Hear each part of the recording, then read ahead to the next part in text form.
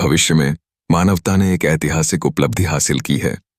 एक विशेष यान बनाने में सफलता पाई है जो प्रकाश की गति से भी तेज यात्रा कर सकता है। यह अभूतपूर्व आविष्कार अब उन्हें अन्य ग्रहों, दूरस्थ आकाश गंगाओं और यहाँ तक कि अन्य ब्रह्मांडों तक पहुंचने का मौका देता है, ऐसे क्षेत्र जहां मानवता आज तक नहीं पहुंच पाई है। लेकिन उनकी जानकारी के बिना ब्रह्मांड में एक रहस्यमय शक्ति मौजूद है जो मानव प्रगति को रोकना चाहती है। पर सवाल यह है कि यह शक्ति मानवता की उन्नति में बाधा क्यों डालना चाहती है। इस रहस्य को समझने के लिए हमें शुरुआत से शुरू करना होगा। स्वागत है आज के एपिसोड में। अंतरिक्ष रहस्य हमारी कहानी शुरू होती है लॉन्गशॉट नामक एक अंतरिक्ष यान से, जो इस समय पृथ्वी की कक्षा में स्थित है और लॉन्च के लिए हरी झंडी का बेसब्री से इंतजार कर रहा है। यह ऐतिहासिक पल मानव इतिहास के सबसे बड़े आविष्कार का परिणाम है। एक ऐसा यान जो प्रकाश की गति को पार कर सकता है। आज पहली बार इस क्रांतिकारी यान का परीक्षण किया जाएगा। इसका मिशन है प्रकाश से भी तेज गति से मंगल ग्रह तक पहुंचना और वहां कई उपग्रहों को स्थापित करना। इस तकनीकी चमत्कार के साथ अब कोई भी ग्रह दूर नहीं है। मानवता अब अपनी आकाश गंगा से बाहर निकलकर ब्रह्मांड की अनंत विशालता में यात्रा करने के कगार पर खड़ी है। जैसे ही पूरी दुनिया इस ऐतिहासिक लॉन्च का सीधा प्रसारण देख रही है, हर कोई उत्साह और उम्मीद से भरा हुआ है। यान के अंदर केवल एक अंतरिक्ष यात्री है ईथन। आज का दिन उसके लिए बेहद महत्वपूर्ण है। अगर यह प्रयोग सफल रहा तो ईथन प्रकाश की गति से यात्रा करने वाला पहला इंसान बन जाएगा। लॉन्च की तैयारी करते हुए उसके मन में अपने परिवार की यादें तैरने लगती हैं। उसे याद आता है कि कैसे उसने अपनी पत्नी एबी और बेटे जैक से वादा किया था कि वह मानवता के भविष्य के लिए यह मिशन जरूर पूरा करेगा। उसने उन्हें आश्वासन दिया था कि इसका जोखिम उठाना सार्थक होगा। एबी गर्व और चिंता से भरी हुई अपने पति के इस ऐतिहासिक मिशन का सीधा प्रसारण देख रही है। यान किसी भी पल लॉन्च हो सकता है। आखिरकार नासा से हरी झंडी मिल जाती है। ईथन दृढ़ हाथों और मजबूत इरादों के साथ मंगल ग्रह के निर्देशांक दर्ज करता है और फिर प्रकाश गति इंजन को सक्रिय करता है। पल भर में ही ईथन को एहसास होता है कि यान प्रकाश से भी तेज गति से आगे बढ़ रहा है। उसके आसपास का समय और स्थान मुड़ने लगता है और फिर अविश्वसनीय रूप से कम समय में ईथन खुद को मंगल ग्रह के सामने पाता है। यह अद्भुत उपलब्धि प्रकाश को पृथ्वी से मंगल तक पहुंचने में लगने वाले समय से भी कम में हासिल की गई है। इसका मतलब साफ है, उनका प्रयोग पूरी तरह सफल रहा है। ईथन ने न केवल इतिहास रच दिया है बल्कि मानवता के लिए अन्वेषण का एक नया द्वार भी खोल दिया है। लेकिन पृथ्वी पर वापस माहौल खुशी और उत्साह से भरा हुआ था। टीवी प्रसारण ने हर जगह लोगों के आनंदित प्रतिक्रियाओं को कैद किया, जो नासा द्वारा उस दिन इतिहास रचे जाने का जश्न मना रहे थे। दर्शकों में एबी गर्व और राहत से खिल उठी जब उसने अपने पति ईथन को यह अविश्वसनीय उपलब्धि हासिल करते देखा। मंगल की कक्षा में सफलतापूर्वक एक उपग्रह तैनात करने के बाद मंगल पर भविष्य में मानव बस्तियों की नींव पड़ गई। नासा से संकेत मिलते ही ईथन को पृथ्वी पर वापस लौटने का निर्देश दिया गया। उसने इंजन तैयार करना शुरू किया और पृथ्वी के निर्देशांक डाले। हालांकि जैसे ही उसने वापसी का क्रम शुरू किया, उसे जल्दी ही एहसास हुआ कि कुछ गड़बड़ है। अंतरिक्ष यान का इंजन खराब हो रहा था। उसी समय नासा ने अपने पूरे सिस्टम में अचानक एक अस्पष्ट व्यवधान का पता लगाया। जांच करने के बावजूद न तो ईथन और न ही नासा को कोई त्रुटियां मिली। सब कुछ पूरी तरह से काम करता हुआ प्रतीत हो रहा था।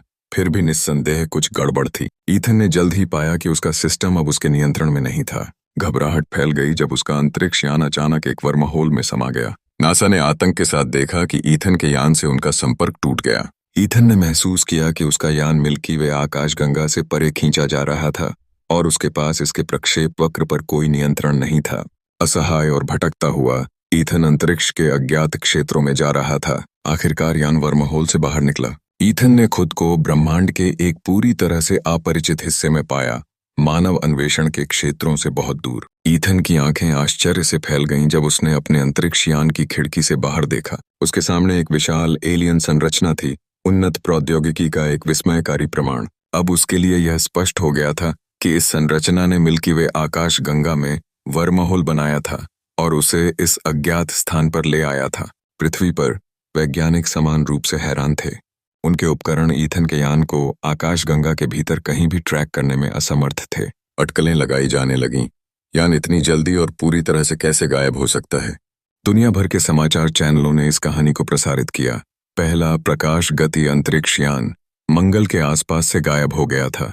एबी डर और चिंता से अभिभूत संयत रहने के लिए संघर्ष कर रही थी। उसके पति की जान खतरे में थी और नासा के पास भी उसके ठिकाने के बारे में कोई जवाब या सुराग नहीं था। अंतरिक्ष में वापस ईथन ने देखा कि विशाल संरचना से दो छोटे शटल निकल रहे थे और उसकी ओर बढ़ रहे थे। अब तक वह समझ चुका था कि उसके सामने क्या था। विशाल संरचना एक डायसन स्फीयर थी, एक मेगा स्ट्रक्चर जो सैद्धांतिक रूप से एक पूरे तारे के चारों ओर बनाया जा सकता है, जिससे उसकी ऊर्जा को अकल्पनीय उद्देश्यों के लिए हासिल किया जा सकता है। जैसे ही छोटे शटल उसके अंतरिक्ष यान के पास पहुंचे, ईथन का दिमाग सवालों से भर गया। इन उन्नत प्राणियों को क्या चाहिए? क्या वे उसकी मदद करेंगे या वह खतरे में था? वास्तव में डायसन स्फीयर की अवधारणा वैज्ञानिक फ्रीमैन डायसन द्वारा प्रस्तावित एक आकर्षक सिद्धांत है। डायसन के अनुसार एक अत्यधिक उन्नत सभ्यता अंततः एक ऐसे चरण तक पहुंच जाएगी जहां वह अपने तारे की सारी ऊर्जा को हासिल करने के लिए उसके चारों ओर एक विशाल संरचना का निर्माण कर सकेगी। इस विशाल संरचना को डायसन स्फीयर के नाम से जाना जाता है, जो तारे को घेर लेगी और उसकी ऊर्जा उत्पादन को कैप्चर करेगी, जिससे यह सभ्यता लगभग असीमित शक्ति के साथ स्वयं को बनाए रख सकेगी। ईथन अब समझ गया कि उसके सामने क्या था। उसने महसूस किया कि जिस विशाल गोले को उसने देखा था वह एक तारे से ऊर्जा अवशोषित कर रहा था। यह मनुष्यों द्वारा हासिल किसी भी चीज से कहीं अधिक उन्नत एक एलियन सभ्यता की उपस्थिति का संकेत था। जबकि मानवता एक लाइट स्पीड इंजन के निर्माण का जश्न मना रही थी, वे विशालकाय डायसन स्फीयर का निर्माण करने और आकाश गंगाओं के माध्यम से वर्महोल यात्रा करने में सक्षम सभ्यताओं से अनजान थे। दो छोटे शटल ईथन के जहाज के पास आए थे।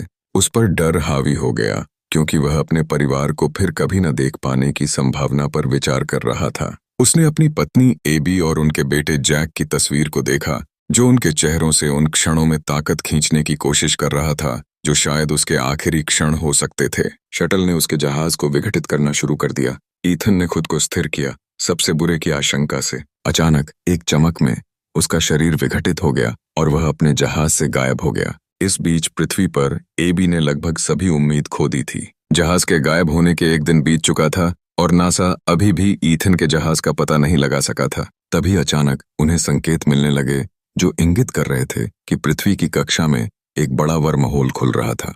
वर्महोल पूरी तरह से खुल गया और उसमें से वे दो छोटे शटल निकले जिन्होंने ईथन को ले लिया था। नासा के वैज्ञानिकों ने शटल को ट्रैक करना शुरू कर दिया जैसे ही वे पृथ्वी की ओर उतर रहे थे।